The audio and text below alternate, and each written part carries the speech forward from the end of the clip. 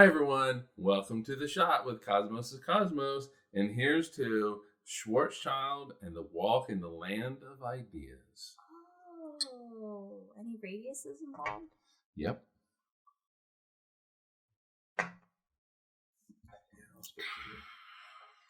All right. The German physicist Karl Schwarzschild. With a K? It is it's with always a K. with a K, isn't it? Well, with it's German. Germany. Yeah. He provided the first solution of Einstein's field equations, and that contributed to our understanding of black holes. What are the field equations? Just a quick refresher. It is the tattoo right here. Okay. But no, basically, the field equations is the equation that describes how matter warps space and time. Okay. But it also describes how that warping of space and time makes matter move. Oh. Okay. Yeah. Okay. And so it's my tattoo. So it matters. We can't take a drink. All right. So here's the thing, though. He achieved this result just a couple of months after the general theory of relativity was kicked out in 1915. Wow, he works fast. Yeah, and so he was like, "Oh, hey, these equations are difficult. We don't even use them to land a man on the moon. We don't do that. Because they're too hard. It's just easier to use Newton. Oh. And so, like, when we send spacecraft to Mars, we don't use Einstein. The only time we use Einstein is when we have, like, neutron stars and black holes. And stuff. So Schwarzschild was able to figure this out. He was able to find a solution, which is difficult, to these equations just a couple months after it was released. And he did it from the Eastern Front of World War One. He's just hanging out in the trench. Yes, he was out in the trenches, just figuring math out. Yeah, doing some math. That's where he did it. So very much just a remarkable thing that he was able to do that in 1916. Doing math. Yep, pretty much. So let's go back in time a little bit. Okay. So he obtained his doctorate in physics, and he worked with these two just titans in physics, Hilbert and Minkowski. They did a lot with, they laid a lot of the foundation for Einstein's relativity. And so they were really quite titans in the field. Okay. And so he worked with them, and then he took up a post at the German Astrophysical Observatory, which is near Berlin. And then World War I broke out. That sucks. Bad timing. Yes. He's 40 years old at this time. Wow. But he is moved with patriotism. He's 40 and he's gonna go fight in the war? Yes, and it inspired him to join the German army and to fight in World War I. And so, the wrong army. He served in an artillery unit, and despite freezing conditions, remember he's on the Eastern Front. This is the worst place to be ever. Yeah, late 1915, early 1916, so it's freezing conditions. And when the fighting would allow it, so when there's a lull in the fighting, what does he do? He catches up on his scientific correspondence. All right, Yep. Yeah. So in December of 1915, a month after its publication, he did receive a copy of Einstein's paper. Apologies. You okay? I know. I have a tonsil tickle. Oh, and so he set out to solve these equations that he just received. I'm just fighting a war. I'm going to solve some equations. Yeah, and so within a month of receiving it, he has a solution. Yeah, and he then writes Einstein and Dear Albert. Yeah. We go way back, buddy. So Einstein receives a letter from Schwarzschild setting out a simple solution. It's not simple. I mean, that word simple is just such a... To these geniuses, yeah, sure. Simple solution to the field equation. It's simple because basically Schwarzschild is looking at the most basic kind of black hole you can have. Where the equations are just based on the mass of the black hole, not its spin, not its just charge. a black hole existing. Just So a basic black hole black hole. existing. Basically, a black hole that does not exist in the universe. And so Einstein receives this, and he forwards this letter that he received from Schwarzschild to the Berlin Academy, and it is published in January of 1916. So Schwarzschild from the front gets published. Wow. Yes. And Schwarzschild then wrote Einstein in a different letter. He goes, quote, "The war treated me kind enough, in spite of the heavy gunfire." I mean, seriously. Okay. The war treated me kind enough, in spite of the heavy gunfire, to allow me to get away from it all and take this walk in the land of your ideas.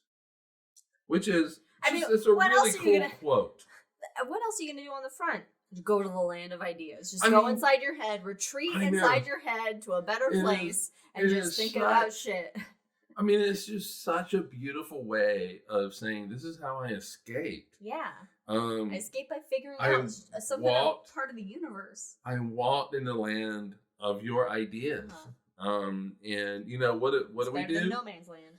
What do we, I mean, we play video games. This man is figuring out black holes. So this is all January 1916. He dies in May 11th, 1916. So just 5 months later. Wow, so young. Well, it's a good thing because he probably wouldn't be feeling as patriotic about Germany in World War II. No. Being a Schwarzschild. So he had contracted a disease that I can't even pronounce, and I'm not even going to try to pronounce it. Right. It starts with a PH, but it's basically a skin. Can I try it? I don't have it in my notes. It's phlegmism or something like that, but basically it's an autoimmune skin disease. Did he get it from the war? He did get it from the war. Okay. And so he, by May, he had already left the service, but by contracting this disease, it led to his death at the age of 42. Imagine, what else he could have come up with. Yeah, I know, right? And figured out. I mean, we didn't. I mean, does he know, that his name is in history, that he figured out some cool shit? Well, I mean, at this point, he probably has figured out that. Before he died, he was like, "All right, I did something." One. And ironically, Einstein disliked the notion of his discovery. Of course. Now, it's very subtle. This is a very subtle dislike, though, and it's not like Einstein. Is it an "Oh bless his heart"? No. If Einstein really did an "Oh bless his heart" thing, he would not have forwarded Schwarzschild. Okay, so he actually was like, I don't like it, but there's merit here. Okay, so he accepts the solution, but in the solution, Schwarzschild said that the mass is a singularity, that all of the mass is infinite gravitational field. All of the mass is basically at a point. Which is correct now, we know. Yes. But Einstein was like, I don't know. Einstein hates that idea. Yeah, of course he does. Hates the idea of the idea of quantum. He can't handle quantum. Right. And he argued that future models might do away with the need of that construct, which is true. Okay. Which is true because we have to factor in quantum physics. And quantum physics might do away with that singularity in the end. But he didn't like it. And the reason, to be fair to Einstein, physicists in general do not like singularities because they are where physics breaks down. Yeah. The mathematics usually gives you an infinite result. It gives them a hard time. They don't like it.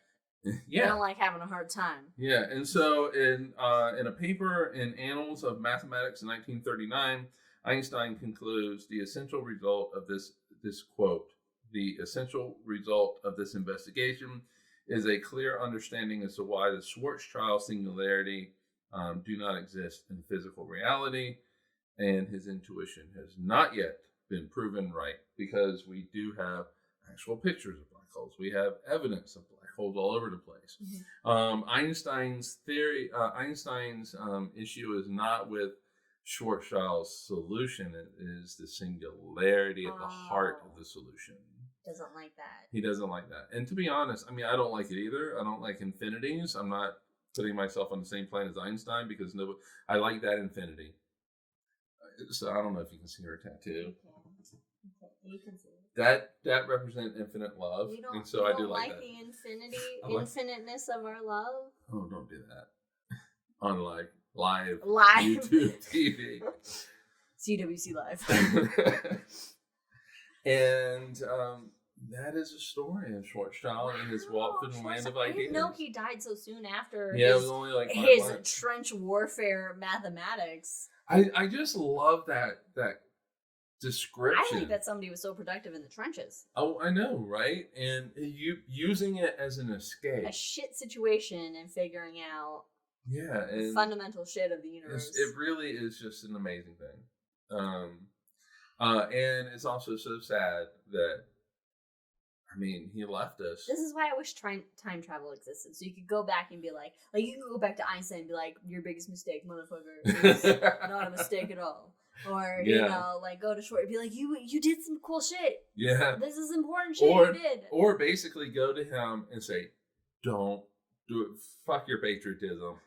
Look, your country is gonna turn against you if you lived long enough. Stay in university. You're still gonna get this paper. Not good shit. There's a guy named Adolf. It's not good news. Yeah, it's gonna come around. And to be honest, he might be in the trench just to write the view because he was in World War I too. So anyway, took a turn. Thanks for joining us. That is our story of Schwarzschild and his walk through the land of ideas. Catch us up on all the things and. Yeah. Thanks for stopping by. Cheers.